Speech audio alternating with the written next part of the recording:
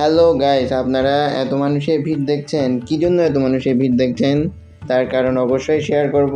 আপনারা দেখছেন সীমান্ত গুড আইডিয়া। আশা করি সকলে ভালো আছেন, সুস্থ আছেন, নিরাপদে আছেন। কিছুদিন আগে বিজয় দিবস ছিল বাংলাদেশে।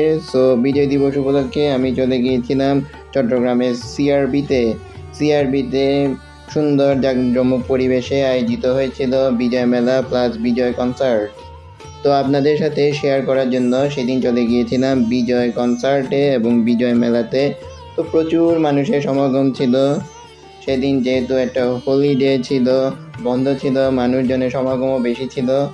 সো আপনাদের জন্য ভিডিও শেয়ার করার জন্য, আপনাদের জন্য ভিডিও বানাই বলেই আমি চলে গিয়েছিলাম সেদিন সিআরবিতে। আমি যাব কি যাব না ভাবছিলাম। চিন্তা করলাম একটা ভিডিও আপনাদের সাথে শেয়ার করি বিজয় দিবসে চট্টগ্রামে কি হচ্ছে।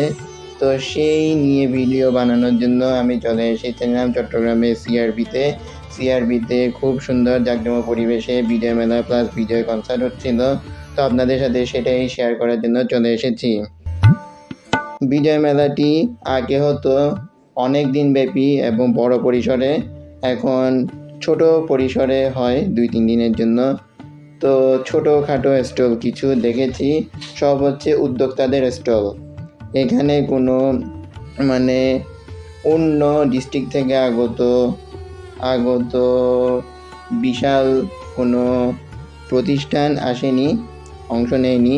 এখানে সব হচ্ছে লোকাল মানুষজন এবং ঘরোয়া পরিবেশে যারা উদ্যোক্তা কাজ করে তারাই এখানে স্টল নিয়ে কাজ করেছে এবং এখানে বিভিন্ন রকমের ঘরোয়া পরিবেশে তৈরি খাবার ছিল এবং হ্যান্ডমেড জিনিসপাতি ছিল।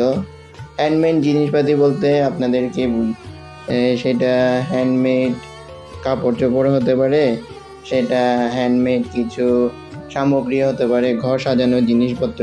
তো এগুলো দিয়েই 10-12টা দোকান দিয়ে এবারে বিজয় মেলা হয়েছিল। ছোটোখাটো পরিসরে সুন্দর একটি মেলা, কিন্তু মানুষের সমাগম ছিল প্রচুর। আমি খুব সুন্দর এনজয় করেছি, মেলাটিও যেমন এনজয় করেছি তেমন এনজয় করেছি কনসার্ট। তো ভালো থাকবেন, সুস্থ থাকবেন, নিরাপদে থাকবেন। এতটুকুই ছিল ভিডিও। তো আমার চ্যানেলের সঙ্গে থাকবেন।